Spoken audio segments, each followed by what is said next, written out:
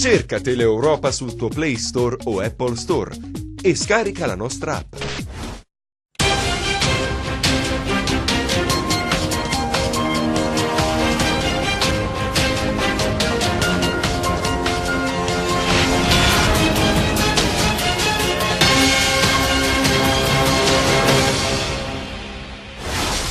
Il Tribunale del riesame conferma l'obbligo di dimora per il presidente Mario Oliverio. La decisione è stata resa nota questa mattina. Inchiesta Calabria Verde, prosciolto il governatore della regione, unitamente a Trematerra e Arlia, rinviati a giudizio Furgiuele, e il sindaco di Acquaro, Barillaro, assolto Iacucci. Conferenza stampa di fine anno per il comune di Cosenza. Il sindaco traccia il bilancio delle cose fatte e dei progetti in itinere. Si è spento dopo una lunga malattia Bruno Giordano, procuratore di Vibo Valentia, un magistrato molto apprezzato in Calabria per le sue coraggiose inchieste. Dalle telecamere di sorveglianza ausilio importante per gli inquirenti che stanno indagando sull'omicidio di Marcello Bruzzese, fratello del pentito. Il Cosenza impatta in casa con la Salernitana davanti a 12.000 spettatori. Il Crotone strapazzato dallo Spezia. Oddo lascia, torna Stroppa in panchina. Buonasera dalla redazione di Teleeuropa Network e ben ritrovati a questa nuova edizione in diretta del nostro telegiornale. Lo avete visto dai titoli, il Tribunale del riesame conferma l'obbligo di dimora per il presidente della Regione Calabria Mario Oliverio. La decisione è stata resa nota questa mattina. Per il presidente Mario Oliverio è stato confermato l'obbligo di dimora. Lo ha deciso il Tribunale del riesame di Catanzaro. Il governatore, coinvolto nell'inchiesta Lande Desolate su presunti appalti della regione pilotati, non potrà dunque lasciare il comune di residenza, ossia San Giovanni in Fiore. I giudici del riesame hanno confermato in sostanza l'impianto accusatorio dei magistrati della DDA. Ma cosa c'è dentro l'inchiesta Lande Desolate? Ci sono più cose, sia di natura giudiziaria che politica. Le prime seguiranno l'iter previsto in questi casi. Intanto, come dicevamo, c'è la decisione del TDL sul reato di abuso d'ufficio contestato al governatore, ma per Oliverio c'è un secondo capo di imputazione spuntato ieri pomeriggio e che riguarda la corruzione, un reato quest'ultimo non proprio leggerissimo, anzi decisamente pesante. E anche sul piano politico inevitabilmente la vicenda giudiziaria ha inciso, e come si è inciso. Negli ambienti si discute e ci si interroga sul futuro del governo della regione, anche se i consiglieri della maggioranza sembrano tranquilli, almeno apparentemente, ma è inevitabile la proiezione su ciò che potrà accadere, visto che ad un anno o poco più dalla scadenza della legislatura bisognerebbe già immaginare, disegnare il progetto politico. I guai giudiziari di Oliverio hanno frenato, rallentato, stoppato questa attività propedeutica. Vedremo cosa accadrà. Certo è che molte nubi si addensano sull'orizzonte della politica calabrese. E intanto il governatore Oliverio è stato prosciolto dal GUP di Catanzaro per i reati contestati nell'ambito dell'inchiesta Calabria Verde. Per il governatore Oliverio una buona notizia c'è. Nel giorno in cui i giudici del riesame hanno confermato l'obbligo di dimora nel comune di San Giovanni in Fiore, arriva il proscioglimento per i reati contestati nell'ambito di un'altra inchiesta in cui lo stesso era coinvolto, quella su Calabria Verde. Oggi la decisione del GUP di Catanzaro che ha disposto il non luogo a procedere nei confronti di Oliverio, che era accusato di abuso d'ufficio in relazione alla nomina del sindaco di Acquaro Giuseppe Barilaro in un distretto dell'azienda forestale regionale, quella del centro montano di Serra San Bruno, posto assegnato secondo le accuse per finalità elettorali. Secondo la ricostruzione della procura di Catanzaro, Barilaro sarebbe stato nominato per far ottenere ai politici coinvolti un ritorno elettorale nel territorio in cui lo stesso esercitava la carica di sindaco. Ma oggi il GUP ha prosciolto anche l'ex assessore regionale all'agricoltura Michele Trematerra e un ex dirigente Franca Arlia. Nell'inchiesta era coinvolto anche l'attuale presidente della provincia di Cosenza Franco Iacucci, che secondo le accuse si sarebbe adoperato insieme ad Oliverio per ottenere la permanenza in Calabria Verde di Barilaro. Iacucci ha chiesto e ottenuto il rito abbreviato ed è stato assolto per non aver commesso il fatto. Sono stati invece rinviati a giudizio l'ex DG di Calabria Verde Paolo Furgiuele e il sindaco di Acquaro Giuseppe Barilaro. Per i due il processo inizierà a marzo. Da Catanzaro ci spostiamo a Cosenza perché si è tenuta questa mattina a Palazzo dei Bruzzi la tradizionale conferenza stampa di fine anno del sindaco di Cosenza Mario Occhiuto, che ha stilato il bilancio di quanto fatto.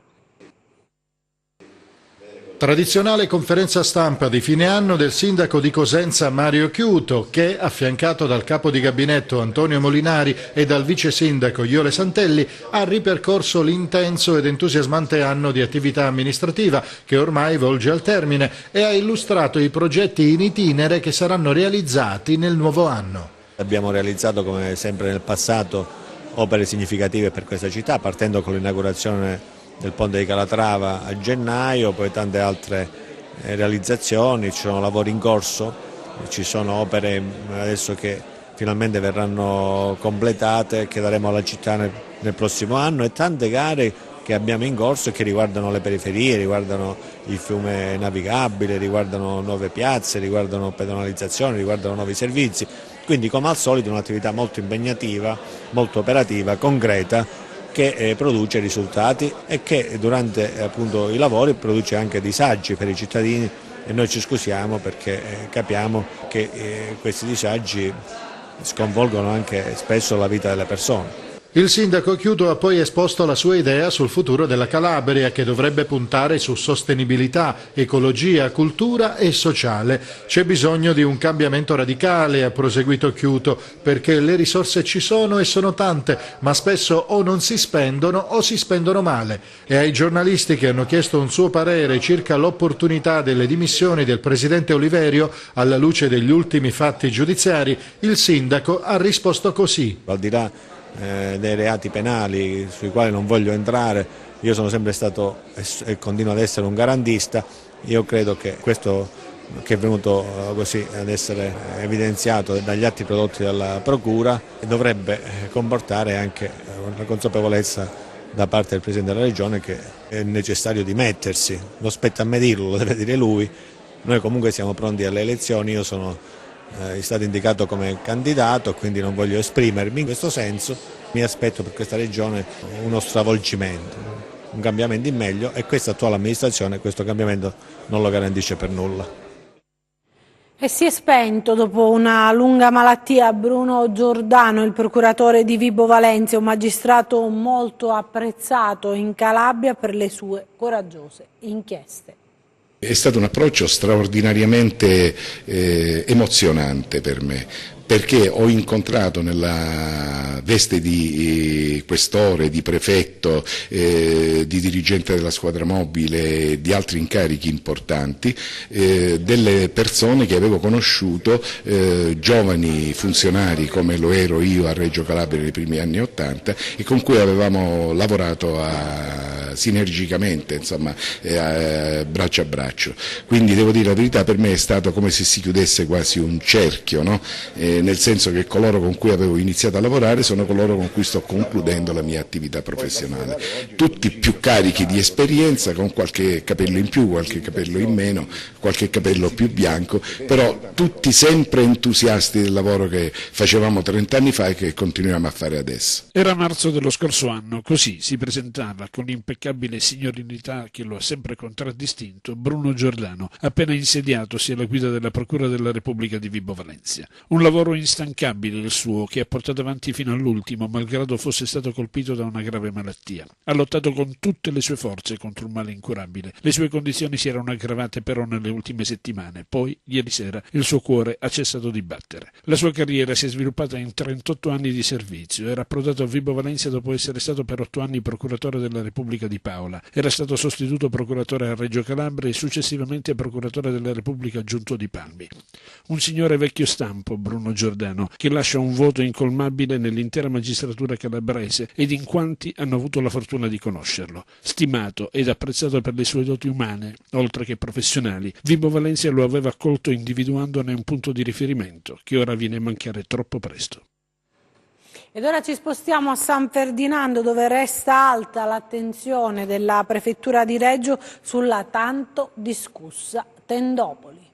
Continua a rimanere alta l'attenzione della Prefettura di Reggio Calabria sulle condizioni dei migranti nel territorio di San Ferdinando. Anche nelle recenti giornate di festa, un funzionario dell'Ufficio Territoriale di Governo, su disposizione del prefetto Michele Di Bari, anche nella sua funzione di commissario straordinario del Governo per l'area di San Ferdinando, ha effettuato un sopralluogo in quella zona per monitorare la situazione e fornire supporto per eventuali esigenze dei migranti. Accertate alcune criticità in alcune tende della nuova tendopoli, è stata predisposta per domani la sostituzione delle stesse. Sull'area e i suoi ospiti resta l'attenzione anche del mondo del volontariato e del sindacato. La FLAE CGIL Comprensoriale ha donato un importante carico di vestiario ai generi di prima necessità, raccolto grazie alla generosità di donne e uomini del territorio sensibili alle drammatiche condizioni di vita nell'accampamento. Un pensiero non certo risolutivo della situazione, ma che ha il merito di aver acceso un principio di sorriso e di speranza in quella immensa solitudine collettiva che è la tendopoli di San Ferdinando, in questo momento gestito dalla Caritas diocesana di Oppido Palmi.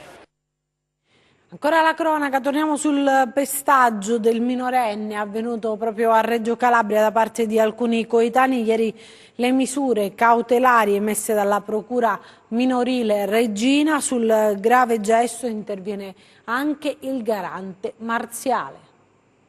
Dopo l'esecuzione di 4 misure cautelari emesse nei confronti di alcuni minori accusati di essere i responsabili del pestaggio commesso il 25 luglio scorso lungo Corso Garibaldi a Reggio Calabria, sul grave accaduto interviene il garante per l'infanzia e l'adolescenza della Regione Calabria, Antonio Marziale, che parla di un atto grave che desta amarezza e rabbia. Gli hanno spento la sigaretta sull'avambraccio, poi lo hanno pestato a cinghiate, insomma reati che non possono più essere definiti bullismo e che non sono le marachelle dei bambini di un tempo.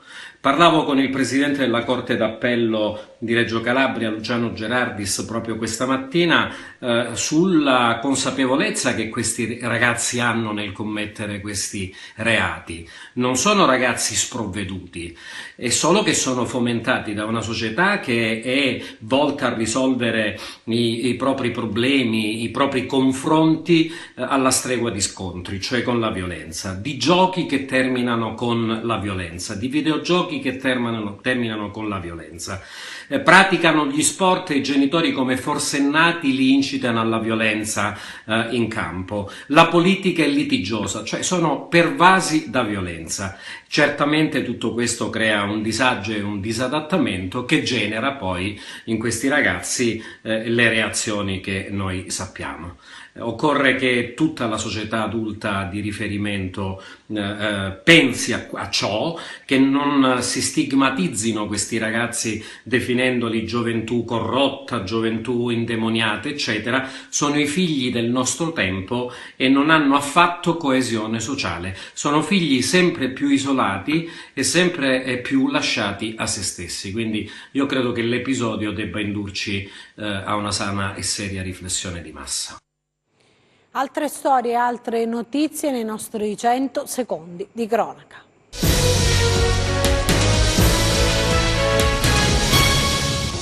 Le indagini sull'omicidio di Pesaro si concentrano sulle immagini delle telecamere di videosorveglianza che avrebbero ripreso i killer che nel giorno di Natale hanno ucciso Marcello Bruzzese, 51 anni. Sull'agguato indaga la Direzione Distrettuale Antimafia di Reggio Calabria in collaborazione con la DDA di Pesaro. La polizia sta effettuando perquisizioni nelle abitazioni dei calabresi nella città marchigiana.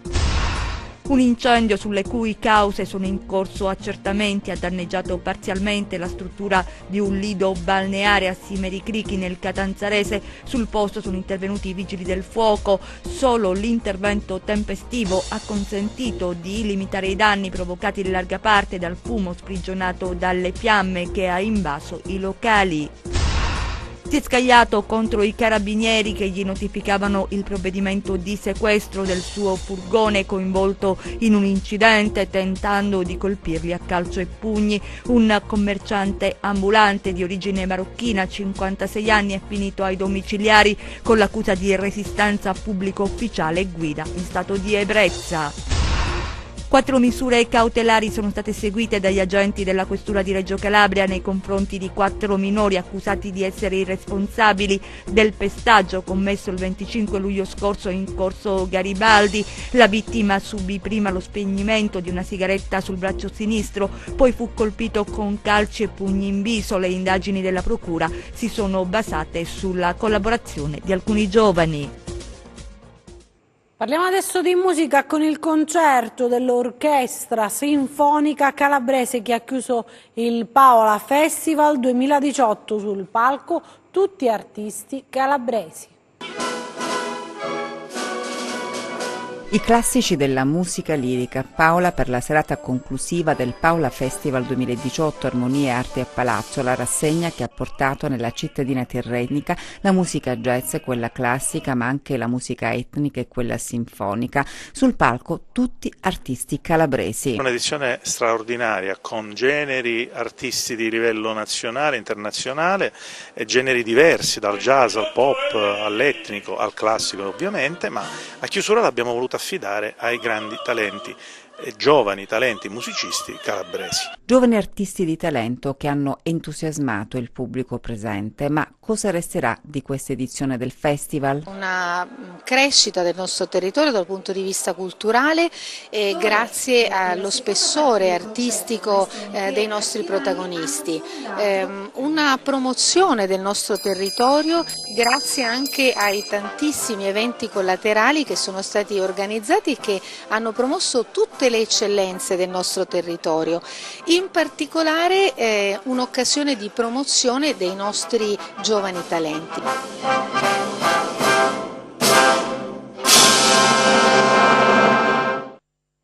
Parliamo adesso di calcio perché agonismo in campo e spettacolo sugli spalti per Cosenza Salernitana, 13.000 spettatori per una classica sfida del sud della Serie B. I lupi chiudono il girone d'andata con una classifica abbastanza soddisfacente, ancora 90 minuti da giocare invece per il Crotone, battuto ieri dallo Spezia. Massimo Oddo, allenatore crotonese, si è dimesso dopo un confronto con il patron Vrenna. Al suo posto tornerà Giovanni Stroppa, che siederà in panchina nell'ultima gara del 2018 contro l'Ascoli. 18 partite, 19 punti, 12 conquistati nelle ultime 9 giornate. Per il Cosenza, dopo il pareggio con la Salernitana, è tempo di bilanci di metà stagione, visto che osserverà il turno di riposo proprio nell'ultima giornata del girone d'andata. Lupi a doppia velocità nel primo round della ritrovata Serie B, un avvio a rilento costellato da incidenti di percorso, ingenuità ed episodi sfortunati, e una crescita costante in termini di personalità e risultati nella seconda parte del girone. Ci mancano 4-5 punti in classifica, dirà in conferenza stampa Piero Braglia, che conta di recuperarli in un girone di ritorno più lineare da parte dei rossoblù, adesso più maturi e pronti per tenersi a galla in un campionato che il mercato renderà ancora più competitivo. La partita con la Salernitana resterà agli annali come un classico 0-0 con qualche emozione e qualche occasione sprecata soprattutto dai lupi. Questo a guardare quello che è successo in campo tra rossoblù e Amaranto, ma forse stavolta è il caso di alzare sguardo e obiettivi verso gli spalti, perché un altro spettacolo, quasi ignorato dalle telecamere ufficiali, è andato in scena in tribuna B e curva sul Bergamini. Coreografie dedicate a Gigi Marulla, l'eroe che salvò il Cosenza a scapito proprio dei campani, il simbolo evocato all'inizio dei playoff che hanno riportato in cadetteria i lupi e la città. 13.000 spettatori, colori, canti e cori per la partita che il Cosenza non è riuscito a vincere nonostante l'impegno, soltanto in campo però. Io ho visto l'azione di Tutino che poteva finire meglio, ho visto l'azione di Baclé che poteva finire meglio, ho visto la palla che è passata con Baez che era in ritardo. Loro onestamente non mi hanno dato l'impressione che ci potessero far male. Era una sensazione mia probabilmente, però io l'ho vista così. Secondo me abbiamo una buona base per poter arrivare bene in fondo, per poter rompere le scatole a tutti e per poterci tirare fuori dai guai, per la soddisfazione di tutti. Massimo Oddo ha deciso di mollare, le dimissioni del tecnico sono arrivate nel primo pomeriggio di oggi e forse hanno soltanto anticipato una scelta che sembrava prossima da parte della società rossoblù che ha ridato fiducia a Giovanni Stroppa. 2 punti in 8 giornate allo score dopo il cambio in panchina, numeri impietosi e prestazioni sempre meno convincenti, le ultime quasi incommentabili, con 6 gol al passivo, una sensazione di impotenza. Anche lo Spezia ieri ha passeggiato allo Scida e quella che fino a qualche settimana fa era considerata un'impresa, adesso è diventata quasi una costante. Non è servito a cambiare qualche interprete, la crisi ha investito tutti come un malanno contagioso. I rossoblù di Oddo hanno fatto rimpiangere la squadra del primo periodo del campionato, magari non irresistibile ma di sicuro meno fragile della formazione schierata in questo scorcio finale di girone. È una questione di stimoli e di personalità, elementi imprescindibili per affrontare un campionato di alto livello, indispensabili soprattutto per tirarsi fuori da situazioni delicate come quella che vivono Cordaz e compagni, chiamati adesso a reagire già dalla prossima gara in trasferta con l'Ascoli. Sono proprio amareggiato stasera della prestazione. La società che è al terzo Montesolari in tutta la Serie B e vedete i giocatori che la palla tra i piedi gli brucia. Non lo so. L'altro giorno sono andato a trovarli e eventualmente se affondiamo tutti quanti insieme se eventualmente non hanno mercato. Fine girone di andata, chi eventualmente non se la sente più di continuare alza la mano e la porta è aperta. Ecco.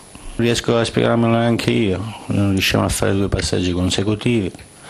Durante la settimana ho seguito spesso gli allenamenti, sembra una squadra che può affrontare tranquillamente una squadra di Serie A, poi scendono domenica in campo e sono irriconoscibili. Ora ci spostiamo a Rende per la manifestazione sportiva mini basket sotto l'albero organizzata dal Comitato Provinciale FIP di Cosenza che ha coinvolto le diverse realtà cestistiche del territorio.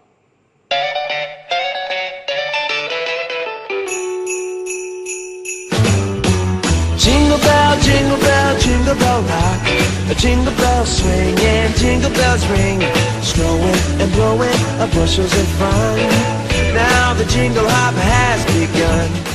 Si chiama Mini Basket sotto l'albero ed è l'iniziativa organizzata dalla FIP, Comitato Provinciale di Cosenza, in collaborazione con le diverse realtà cestistiche del territorio, fra cui il CUS Cosenza, che ha ospitato i giovanissimi atleti nell'impianto dell'Università della Calabria. Un pomeriggio all'insegna dello sport e del divertimento, con gare fra le varie squadre partecipanti che si sono avvicendate sui 2 campi messi a disposizione e gli atleti di diverse età dai 7 ai 13 anni, oltre una settantina, che si sono sfidati sotto lo sguardo di genitori e preparatori. Poi l'immancabile tombola con premi rigorosamente di carattere cestistico, oltre che buffet e dolci regalati a tutti i partecipanti dall'atteso Babbo Natale. Un evento che ha riscosso grande successo e partecipazione, nato per coinvolgere le realtà del territorio che per un pomeriggio hanno messo da parte la goliardia e l'agonismo. La sensazione condivisa è stata quella di aver partecipato ad una festa in famiglia dove i più grandi si sono divertiti e hanno fatto divertire i più piccoli e dove tutti si sono sentiti protagonisti. Insomma, una vera festa di Natale con tanto divertimento, contornato anche da ricchi premi. Jingle bell rock, jingle bells chiming, jingle bell time, dancing and prancing in Jingle Bell Square, in the frosty air. Ed ora vediamo le previsioni del tempo.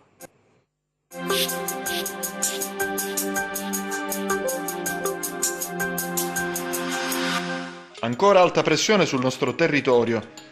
Deboli infiltrazioni di aria umida sul Tirreno causeranno la presenza di nubi basse che renderanno il cielo a tratti nuvoloso tra Lametino, Vibonese e Reggino.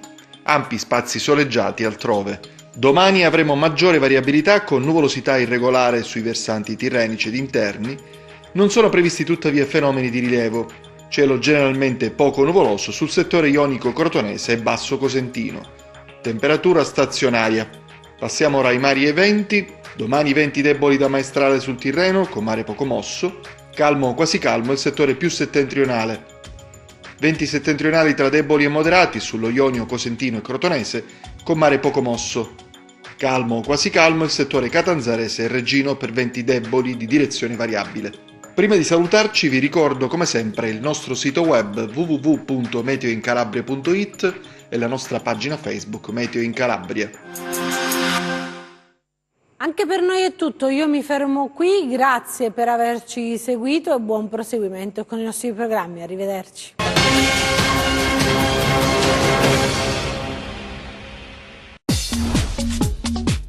Cerca Teleeuropa sul tuo Play Store o Apple Store e scarica la nostra app.